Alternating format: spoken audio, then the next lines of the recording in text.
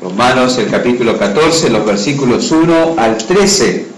Luego nos quedamos de pie y encomendamos al Señor este tiempo en la Escritura también. Recibid al débil en la fe, pero no para contender sobre opiniones, porque uno cree que se ha de comer de todo, otro que es débil come legumbres.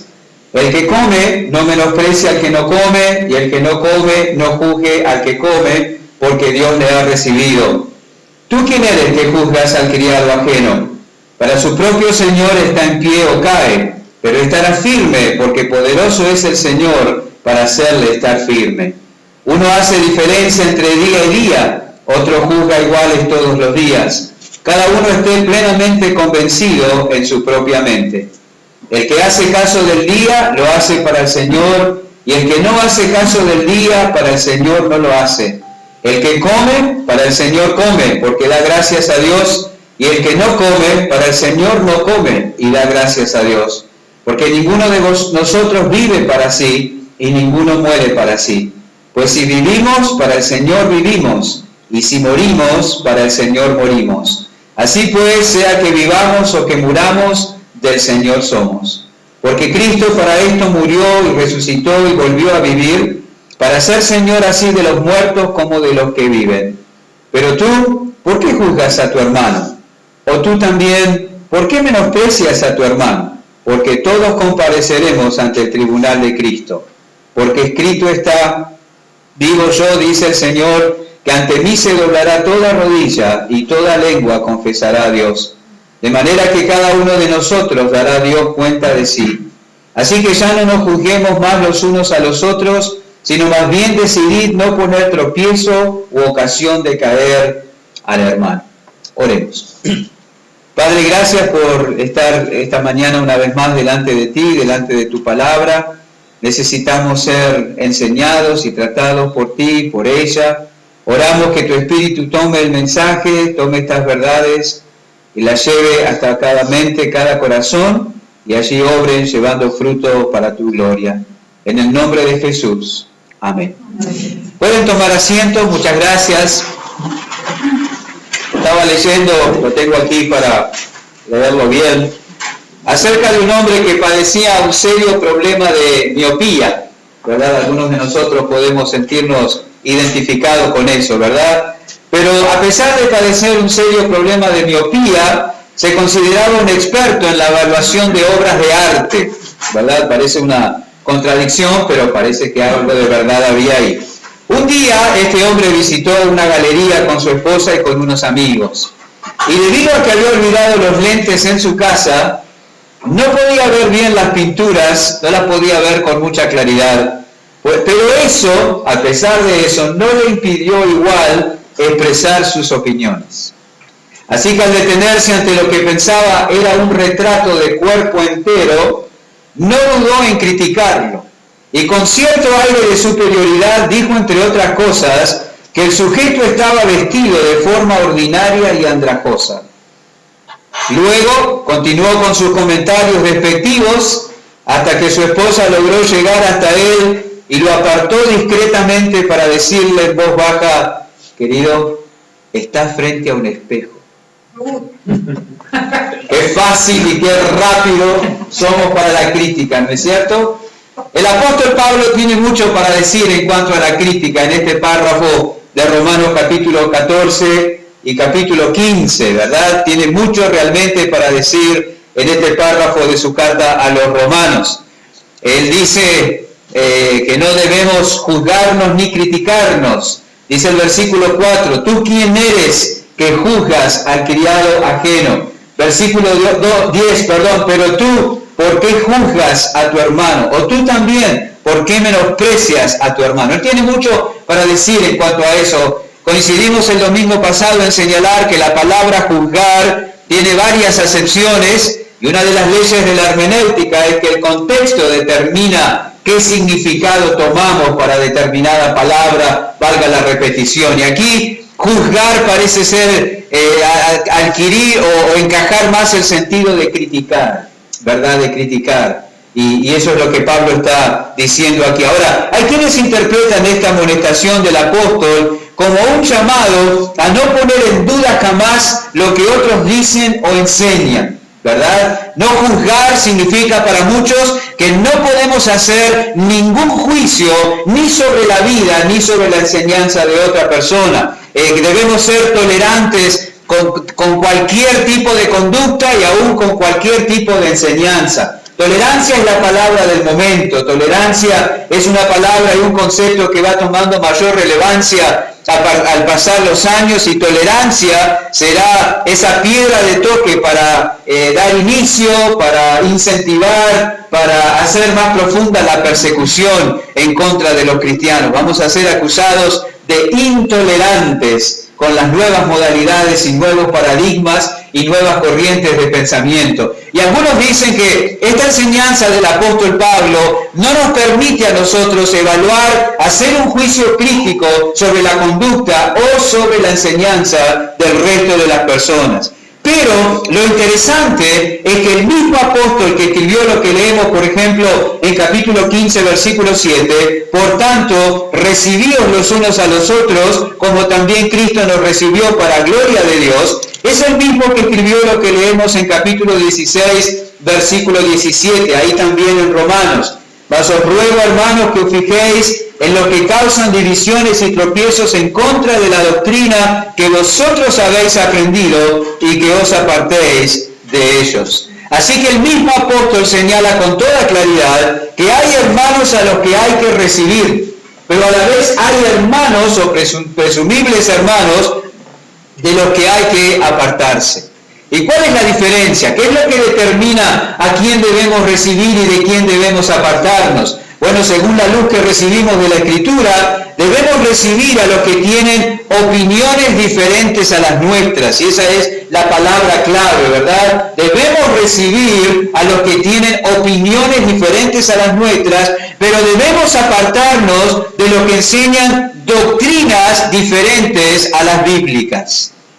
Debemos recibir a los que piensan distinto en cuanto a asuntos que no tienen que ver con la esencia de la vida cristiana, pero debemos apartarnos de aquellos que enseñan doctrinas diferentes a lo que enseña la Escritura. Es como si anduviéramos en una cuerda, ¿verdad? Haciendo equilibrio sobre esa cuerda. Tratamos de no caer hacia un lado donde criticaríamos a los que opinan diferente, y a la vez tratamos de no caer hacia el otro donde toleraríamos el error. Entonces debemos caminar continuamente teniendo ese cuidado, no criticar a los que opinan distinto y a la vez no tolerar a los que enseñan el error. Eso es lo que nos enseña la palabra de Dios. Y no debemos olvidar, hermanos, al acercarnos a un tema como este y a una porción como esta, que Pablo está hablando en esta sección de asuntos de opinión.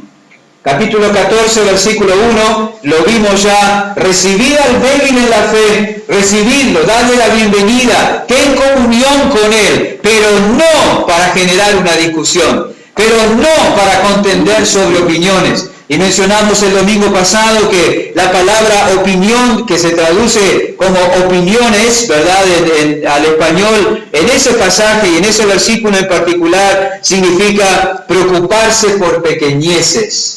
O también discutir sobre asuntos secundarios, asuntos que no hacen a la esencia de la vida cristiana.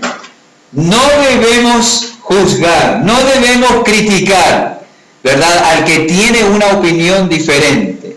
¿Por qué razón? ¿Por qué razón habría que hacerlo?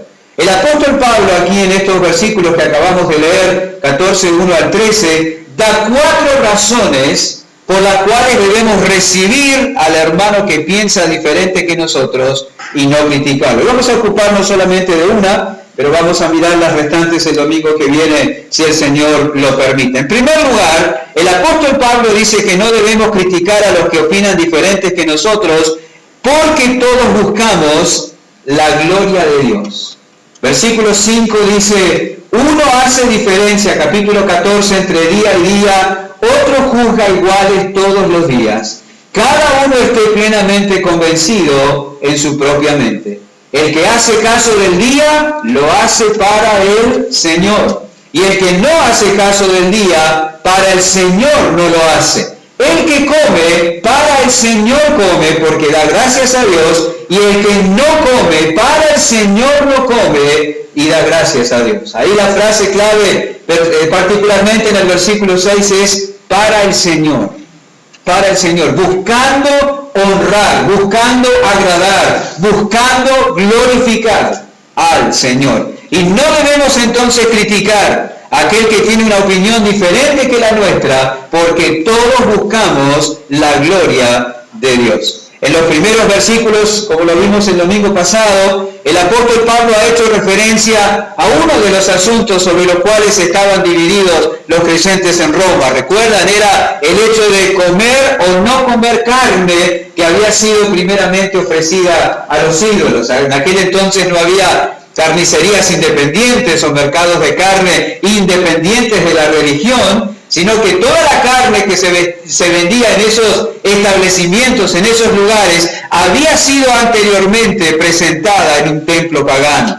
La sociedad estaba completamente entregada a la idolatría y la gente llevaba sus ofrendas al templo para presentar a su Dios. Y como mencionamos el domingo pasado, el sacerdote recibía la ofrenda y sobre el altar la trozaba. Una parte era ofrecida allí, otra parte era para el sustento del sacerdote y la tercera parte era llevada a un lugar donde la gente podía comprarla para su consumo personal a fin de recibir un poco de dinero para el sustento del templo. Y algunos cristianos no tenían ningún problema, su conciencia no era afectada, entendían que su condición y su posición espiritual no era afectada absolutamente en nada al comer carne ofrecida a los ídolos. Un ídolo no es nada, dice el apóstol Pablo en 1 Corintios capítulo 8, enseñando sobre lo mismo, tratando el mismo asunto de división. A la carne no le afecta ser ofrecida en un altar pagano, a un ídolo pagano. No me afecta a mi cuerpo y a mi condición espiritual. Comer carne, traer algo a mí que haya sido anteriormente ofrecido a un ídolo. Algunos estaban tranquilos, seguros, firmes en eso, y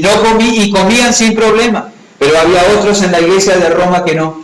Había otros que tenían reparos, había otros que se sentían incómodos, había otros que estaban pensando que lo que hacían era malo, no era conveniente, no debía hacerse. Y estaban divididos en cuanto a esa opinión.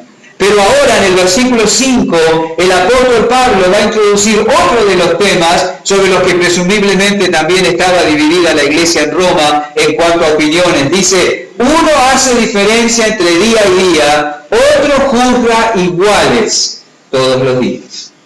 Parece que otro asunto en que se habían formado dos grupos de opinión también era si todos los días eran iguales o algunos días debían ser festejados o considerados especiales, ¿verdad? Esa era. Había problemas en cuanto a hacer diferencia entre un día y otro. Cuando leemos esto, hermanos queridos, no podemos menos que pensar que habría en la iglesia de Roma judíos que se habían convertido a Cristo, ¿verdad? Judíos que habían abandonado su antigua religión ante la presentación del Evangelio y en arrepentimiento y humildad y confianza habían ido hacia aquel que era el Cordero de Dios, aquel que había puesto fin a todo el sistema de sacrificio. Pero a pesar de eso, ellos quizás no habían podido desprenderse de las imposiciones y regulaciones de su antigua religión. A pesar de que habían ido a Cristo, aún le quedaban algunas vendas, aún le quedaban algunas ataduras, ¿verdad?, intelectuales, morales, que les impedían moverse con libertad, disfrutando de lo que ahora tenían en Cristo. Ellos estaban acostumbrados a guardar el sábado y otros días a lo largo del año. Y ahora que formaban parte de la iglesia, notaban y estaban en un cuerpo donde los creyentes en Cristo Jesús ya no respetaban y no guardaban el sábado en la forma que lo hacían en la antigua religión. Imagínese que usted es un judío que ha vivido toda su vida guardando el sábado, ¿verdad? Viendo a sus padres guardar el sábado, viendo a sus abuelos guardar el sábado, viendo a sus tíos y a sus primos guardar el sábado, viendo a sus amigos guardar el sábado. Pero ahora usted se convirtió por la gracia de Dios a Cristo. Y ahora usted adora junto a los demás cristianos el primer día de la semana, pero le resulta muy difícil olvidarse e ignorar todo lo que implica el sábado. Y para usted cada sábado es terrible, es una tortura, ¿verdad? Entendiendo lo que Dios esperaba de ellos estando en su antigua religión y viendo cómo se conducen los demás.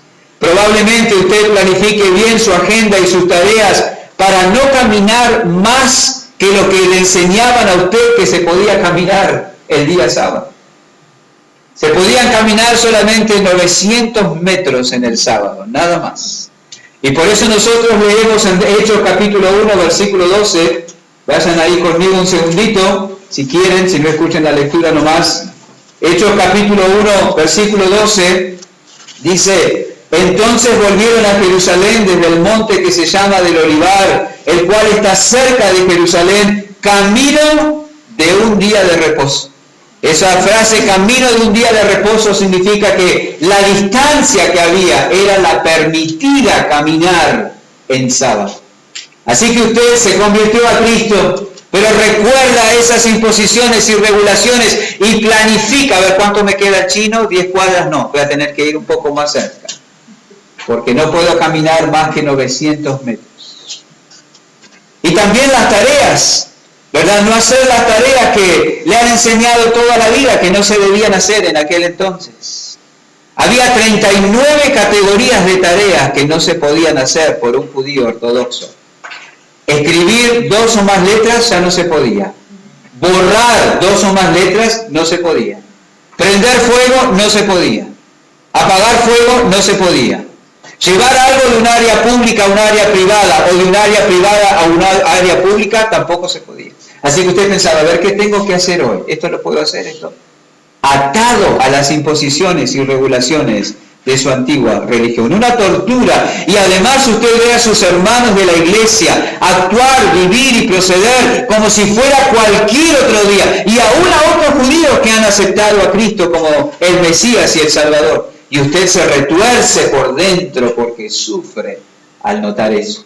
No ha podido librarse de esas imposiciones y regulaciones de su antigua religión. Había muchos otros que no hacían esa diferencia, seguramente en especial gentiles que también formaban parte de la iglesia de Roma, ¿verdad? Probablemente personas que eran de otras nacionalidades, que habían salido del paganismo, no necesariamente del judaísmo. Y ellos pensaban que todos los días eran iguales. Habían entendido que ya ha venido Cristo, todas esas disposiciones que apuntaban a Él, que apuntaban a su obra, ya habían cumplido su cometido y ya no era necesario someterse a ellos. Habían entendido lo que claramente enseña el Evangelio y particularmente el apóstol Pablo en Efesios capítulo 2. Vamos a ir sin perder Romanos porque ese es nuestro texto. Efesios, el capítulo 2.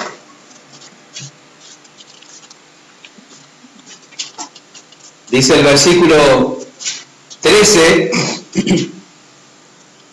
Efesios 2:13, pero ahora en Cristo Jesús, vosotros que en otro tiempo estabais lejos, habéis sido hechos cercanos por la sangre de Cristo, porque Él es nuestra paz, que de ambos pueblos hizo uno, derribando la pared intermedia de separación, aboliendo en su carne las enemistades, la ley de los mandamientos expresados en ordenanzas, para crear en sí mismo de los dos un solo y nuevo hombre, haciendo la paz, y mediante la cruz reconciliar con Dios a ambos en un solo cuerpo, matando en ella las enemistades.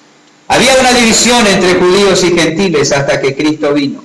Una pared intermedia de separación. No solamente una pared intermedia entre el pecador y su creador, también entre los judíos y los gentiles, ¿verdad? Y sobre todo por el hecho de que los gentiles no guardaban la ley. Pero vino Cristo, ahora en Cristo Jesús, dice el versículo 13, ¿verdad? Jesús cumplió la ley por nosotros. Ya está cumplida. Hay un representante nuestro que se sometió en todo a la voluntad de Dios y no falló en un solo punto, dice la Escritura. Y no solamente eso, Él llevó toda la pena de nuestro fracaso de cumplir la ley. No solamente la cumplió, sino que pagó por todos los que no cumplieron. Eso es Cristo. Eso es Jesús. Eso hizo Él. Y así fuimos reconciliados con Dios. Y también fuimos reconciliados unos con otros. La fuente de división desapareció. Ahora somos uno en la iglesia. Unidos no en torno al cumplimiento de la ley, sino unidos en torno al Salvador. Había hermanos en la iglesia de Roma que no entendían eso bien. Y hermanos en la iglesia de Roma que lo entendían perfectamente. También lo que Pablo enseña en Colosenses. Ahí nomás, unas páginas a la derecha en sus Biblias. Colosenses capítulo 2, versículo 13 también. Colosenses 2, 13. Y a vosotros, estando muertos en pecados y en la incircuncisión de vuestra carne, os dio vida juntamente con Él, perdonándoos todos los pecados, anulando el acta de los decretos que había contra nosotros, que nos era contraria, quitándola del medio, clavándola en la cruz, despojando a los principados y a las potestades, los exhibió públicamente, triunfando sobre ellos en la cruz. El triunfo de la cruz podía ser el título de ese párrafo, ¿verdad? Y una tras otra las premisas, las declaraciones, las certezas de lo que implica ese triunfo en la cruz. Nos dio vida juntamente con Él, perdonó todos nuestros pecados, anuló el acta de los decretos que había contra nosotros, la quitó del medio, la clavó en la cruz, despojó a los principados y a las potestades, los exhibió públicamente. Eso es el triunfo de la cruz. Eso es todo lo que implica la obra de Cristo. ¿Y qué dice el versículo 16? Por tanto, debido a eso, nadie os juzgue en comida o en bebida, o en cuanto a días de fiesta, luna nueva, o días de reposo, todo lo cual es sombra de lo por venir, lo que ha de venir, pero el cuerpo es de Cristo. Hermanos, deberíamos subrayar esas dos palabras al comienzo del versículo 16, por tanto. Qué importancia que tiene esa frase, ¿verdad? Conecta lo que sigue con lo anterior. Y Pablo dice, debido a la obra consumada, amplia, completa de Cristo en la cruz, debido al triunfo de Cristo en la cruz, no debemos apegarnos a cuestiones externas como las que se apegaban los judíos. ¿Cuál es la razón para no guardar el sábado? Para que no nos juzguen en cuanto a días de reposo, luna nueva o cualquier otro día. La cruz. La cruz.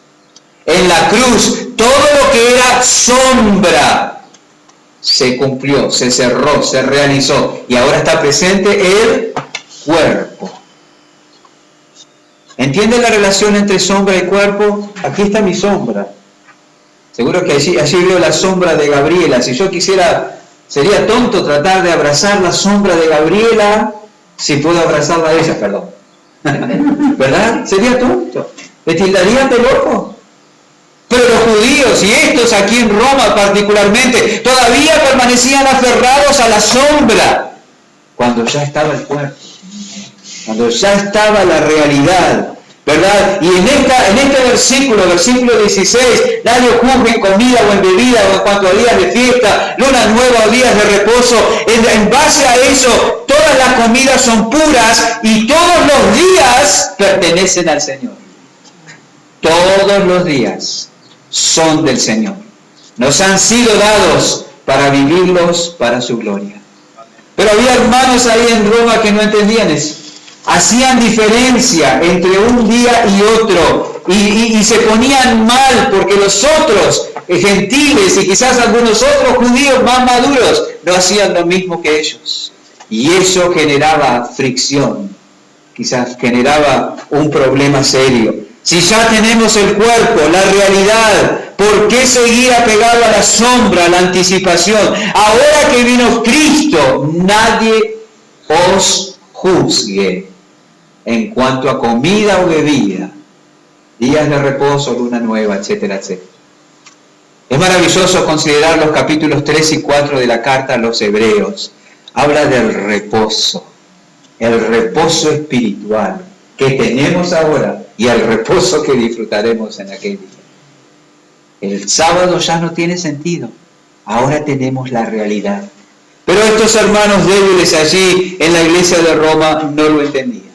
Este asunto del séptimo día ha sido a lo largo de la historia de la iglesia un motivo o un punto de conflicto, aún en los tiempos de Pablo. Nosotros escuchamos la enseñanza cada tanto de Nicolás en el libro La Carta a los Gálatas, ¿verdad? Gálatas, allí en la Carta a los Gálatas, Pablo condenó duramente a los que insistían en que se debía guardar la ley, incluidos los días santos, para alcanzar la salvación. La Carta a los Gálatas arde en indignación contra lo que se ha dado a conocer como los judaizantes, aquellos que imponían cargas sobre los creyentes diciendo, crees en Cristo, fantástico, pero no tienes una salvación completa si no te circuncidas y si no guardas el sábado, y si no haces esto y si no haces lo otro y si no haces aquello otro. Gálatas arde en esa indignación. Ahora uno se pregunta, ¿por qué en Gálatas Pablo condena duramente a los que insistían con eso, pero no lo hacen Romanos? ¿Por qué no tenemos el mismo tono tan duro en Romanos como el que tenemos en Gálatas sobre el mismo tema, el día de reposo? ¿Sabe por qué? Porque en Galacia el tema del día de reposo era un asunto doctrinal, pero en Roma era un asunto de opinión. Y de la doctrina, el que se enseña una falsa doctrina, nos apartamos. Pero el que tiene una opinión diferente, basado, y está fiel en la doctrina, pero tiene una opinión diferente sobre algún asunto, a ese lo recibimos. En Gálatas se consideraba la doctrina, o se condena la doctrina, de que para llegar a ser un cristiano completo, yo debo guardar el día de reposo. En Galacia se enseñaba que para ser cristiano, debo guardar la ley. Era un tema doctrinal. Pero el problema en Roma es que algunos de los que ya eran cristianos, que entendían que en Cristo tenía todo lo que necesitaban para la salvación, pensaban que ahora como cristianos debían guardar el sábado para agradar al Señor. Mientras en Galacia se enseñaba que para ser cristiano hay que guardar el sábado, en Roma algunos hermanos pensaban que porque soy cristiano debo guardar el sábado para agradar al Señor. Hay una diferencia. Por eso la dureza de Gálatas y por eso la ternura de Romanos. Apártense, recíbanlo. Ahí está la diferencia. Ahí ese era el problema. En Roma algunos hermanos pensaban que como cristianos debían guardar ese día. Y otros que pensaban que ya no, que todos los días eran iguales. Lo dice el versículo 5, volviendo a Romanos 14. Uno hace diferencia entre día y día, otro juzga iguales todos los días. ¿Qué significa otro juzga iguales todos los días? Bueno, pienso que vale la aclaración que estos no tomaban todos los días como días ordinarios. No significa eso. Puedo hacer cualquier cosa. No guardo el sábado, yo no soy judío, yo entiendo lo que tengo en Cristo, hago cualquier cosa todos los días. No creo que sea ese el sentido, ¿verdad? Probablemente insistían en la importancia de considerar a todos los días como sagrados. A todos los días. Acá la palabra en capítulo 5, otro juzga iguales todos los días, significa estima. Otro considera, otro evalúa todos los días como realmente sagrados, apartados. Todos los días de la semana deben ser apartados para el Señor. Yo no tengo permiso para vestirme de religioso el domingo y luego vivir el resto de la semana como si Dios no existiera. No tengo permiso para vestirme de creyente el domingo y luego vivir el resto de la semana como si yo no fuera hijo de Dios. No tengo permiso para conducirme en una forma recatada y cuidadosa el domingo y luego vivir el resto de la semana como si Cristo no me hubiera comprado a precio de su sangre. Algunos que dicen, no, el domingo yo no leo el diario. No, el domingo yo no escucho música. No, el domingo yo no miro televisión. No, el domingo en casa nos movemos en otra manera. ¿Y el resto de la semana? Cuidado, todos los días nos son dados para honrar a nuestro Dios por Jesucristo. Había creyentes en Roma que decían, no, el sábado es un día especial, lo guardamos en una manera especial. Y otros decían, no, hermano, ahora que vino Cristo, todos los días son especiales. Todos los días debemos vivir para su gloria. Todos los días debemos buscar honrarle con nuestra conducta, con nuestra conversación, con la manera que hacemos nuestro trabajo, cómo tratamos los vecinos, cómo tratamos a la esposa, cómo tratamos a los hijos, cómo nos vestimos, cómo hablamos. Todos los días debemos honrar al Señor. No puede ser que en la semana lo confundan con un incrédulo, pero luego dicen, mira, este era creyente porque el domingo va a la iglesia. No, todos los días son sagrados, apartados para la gloria de Dios. Ahora, ¿cómo se podía convivir en la iglesia con estas opiniones tan divididas? Llegaba el sábado, mirá Filemón, otra vez. No va a caminar más que 3 cuadras. Vamos al Parque Finky, que queda como 15. Todos los sábados algo así pasaba. ¿Cómo se podía convivir en la iglesia con esas opiniones tan divididas? ¿Cómo debían responder ambos grupos frente al pensamiento y planteo del otro? Pablo declara algunas cosas acá muy importantes. En la segunda parte del versículo 5 dice, cada uno esté plenamente convencido en su propia mente. ¿Qué dice Pablo? Hermanos, ustedes que son maduros y que entienden más, láncense sobre el otro y convénzanlo. Y si no te escucha y sigue con la suya, recházalo. Agóbialo por WhatsApp en cuanto al sábado, que no lo tiene por qué guardar. Y si no te escucha, olvídate de él. ¿Dice eso? No. Fíjense que Pablo anima al fuerte, al que piensa y entiende bien, a concentrarse en sí mismo, a pensar en sí mismo, a mirar su corazón y no al otro. Cada uno esté convencido en su propia mente. Pablo no dice, tratá de convencer al que está equivocado. No, dice, asegúrate de que vos estás convencido de lo que estás haciendo. Eso es lo que realmente interesa. Cada uno plenamente convencido. La frase esa, plenamente convencido, es preciosa y se utiliza para referirse a Abraham en capítulo 4, versículo 21 también.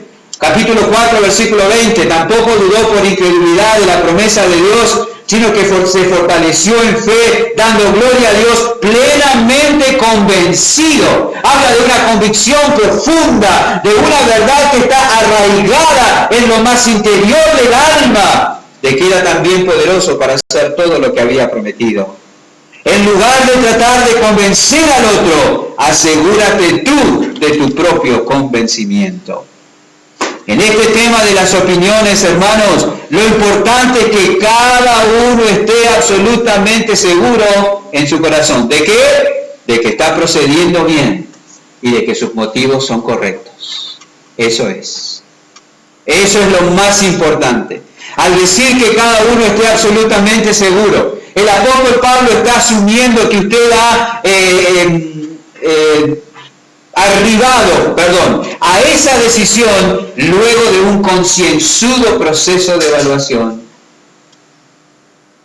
Porque para convencerse no se convence uno de un momento para otro. Hay un proceso. Usted ha meditado, usted ha estudiado, usted se ha informado y usted ha orado sobre el tema, lo ha planteado delante del Señor y así ha determinado usted su curso de acción. Y ahora que ha determinado su curso de acción, siga ese curso de acción y deje al que piensa distinto tranquilo. Déjelo tranquilo. Si usted está convencido, eso es lo que importa. Al otro recíbalo, no lo critique. No estamos hablando acá de corregir una conducta pecaminosa, ni de amonestar por una conducta antibíblica. Estamos hablando de un asunto de opinión. Un asunto de opinión personal. No tenemos que imponer nuestras convicciones en cuanto a asuntos de opinión a nadie, pero yo debo estar bien seguro delante del Señor de que de que mi proceder es el adecuado. Si usted puede defender delante del Señor su punto de vista, todo estará bien.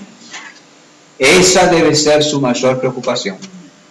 Defender usted su punto de vista. Vivir de acuerdo a eso. pero no critique a los demás que actúan de otra forma. No lo haga. ¿Por qué razón usted debe aceptar todo lo que el otro decida?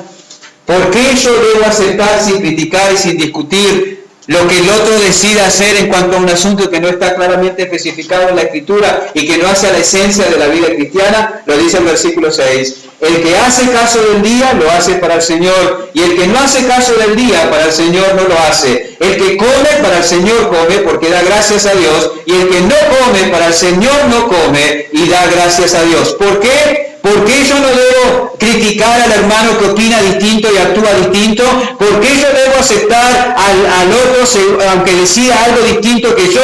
Porque debo asumir que esa es la manera que el hermano está convencido que agrada a Dios. Eso es.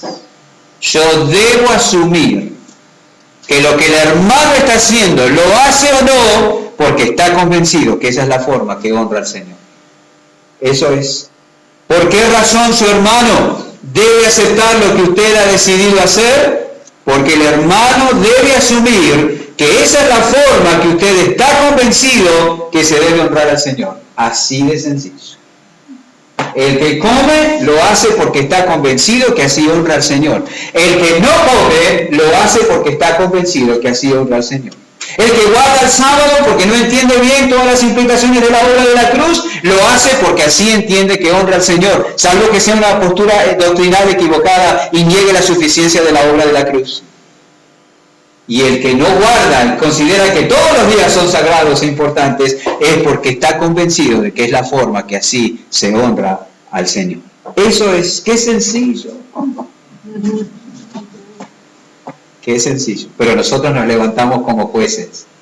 En Roma, el que hacía diferencia entre un día y otro estaba convencido que era la forma de honrar al Señor. En Roma, el que no hacía diferencia entre un día y otro estaba convencido que esa era la forma de honrar al Señor. ¿Y quién podía discutir eso? Nadie.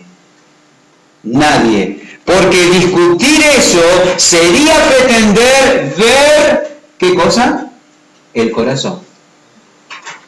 ¿Qué lo va a hacer para honrar al Señor? Lo hace porque no le importa nada al Señor. ¿Y tú qué sabes? Pretender ver el corazón. Eso es. Pretender distinguir con claridad y certeza los motivos del corazón. Solo Dios ve el corazón. En 1 Tesalonicenses el apóstol Pablo hace eco de esto. 1 Tesalonicenses, el capítulo 1. 1 Tesalonicenses, el capítulo 1, el versículo 3.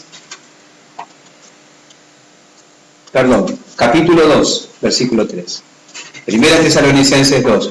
Nuestra exhortación no procedió de error, ni de impureza, ni fue por engaño, sino que según fuimos aprobados por Dios para que se nos confiase el Evangelio, así hablamos. No como para agradar a los hombres, sino a Dios que prueba nuestros corazones. Porque nunca usamos de palabras lisonjeras, como sabéis, ni encubrimos avaricia, Dios es testigo, ni buscamos gloria de los hombres, ni de vosotros, ni de otros, aunque podíamos seros carga como apóstoles de Cristo. Fíjense que Pablo hace énfasis en cosas que solamente Dios podía comprobar.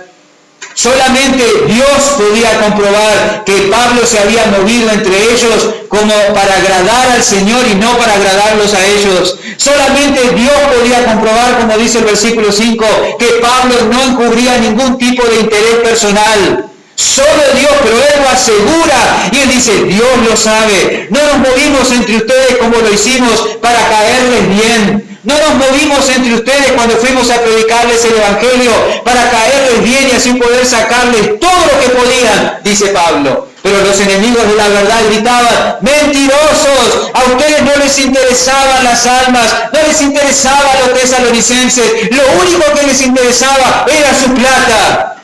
Pablo dice, digan lo que quieran, pero Dios lo sabe. A mí me importaba agradar a Dios, a mí me importaban ellos, no encubrí ninguna avaricia.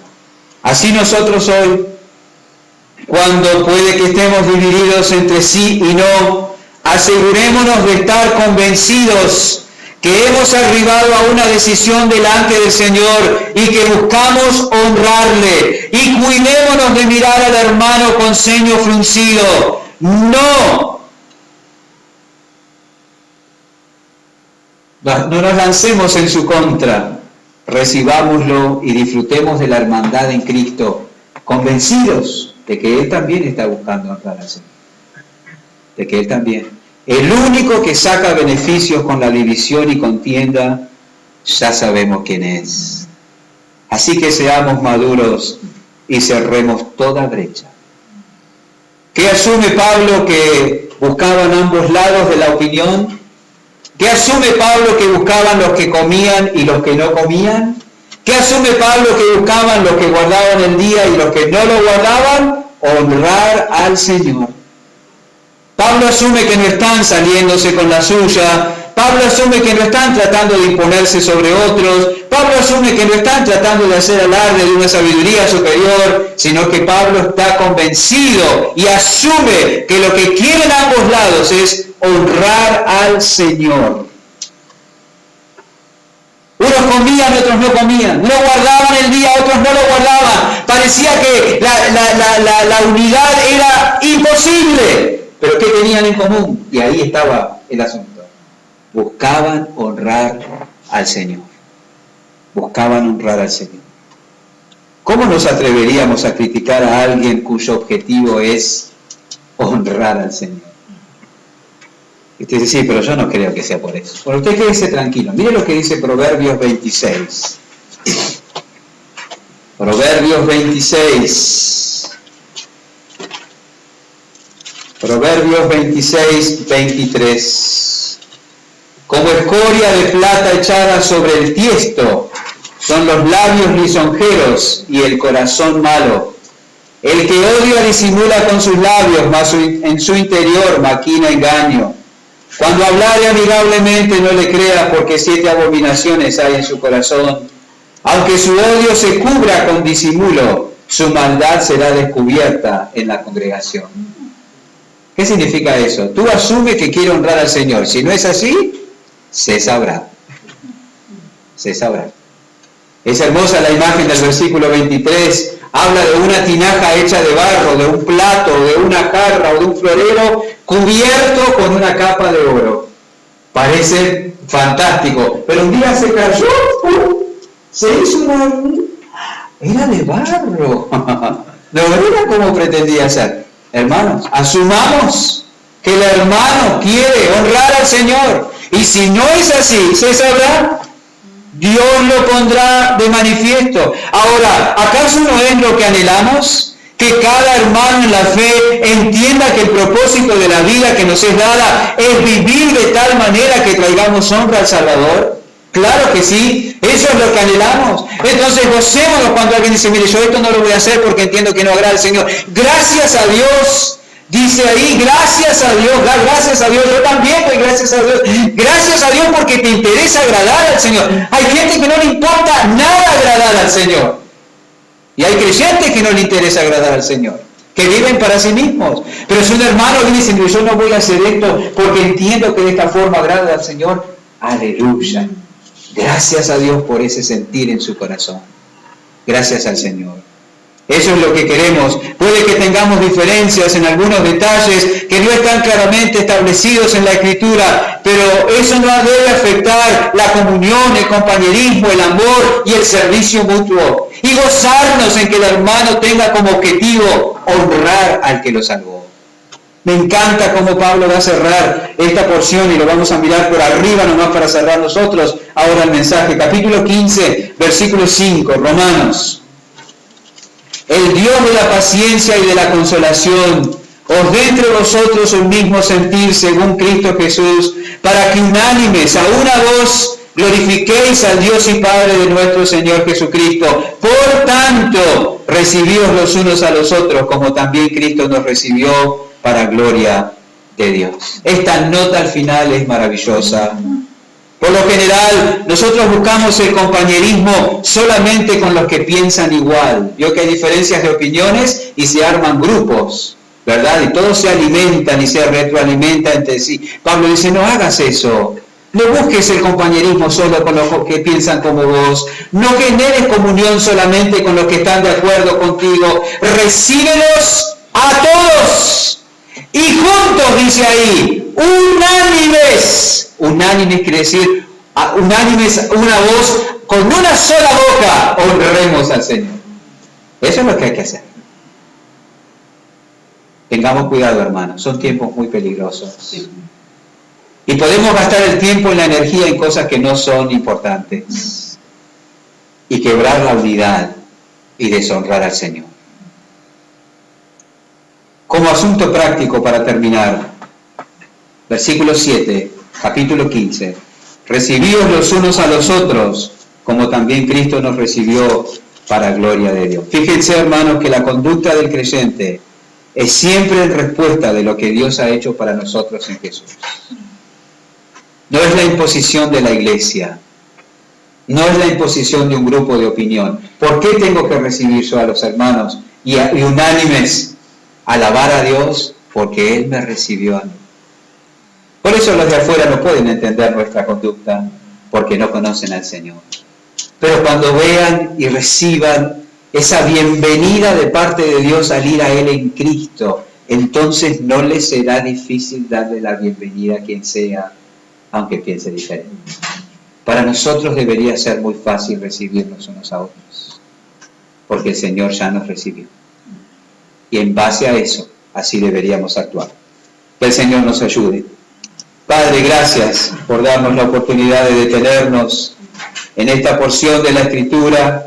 Necesitamos aprender, resetear nuestras mentes, abandonar nuestros prejuicios, nuestros pensamientos carnales, mundanos, aún diabólicos, y aceptar, recibir, tener convicciones sobre la base de la revelación. Aunque pensemos diferentes en cuanto a algunos asuntos, lo más importante sigue siendo guardar la unanimidad, guardar la unidad y juntos disfrutar de la comunión, la hermandad, el amor, el servicio mutuo y así alabarte y honrarte. Señor, son días oscuros y nos sentimos tironeados de un lado y del otro, pero ayúdanos a recibirnos los unos a los otros como tú nos recibiste en Jesús, para tu gloria, en el nombre de tu Hijo amado. Amén.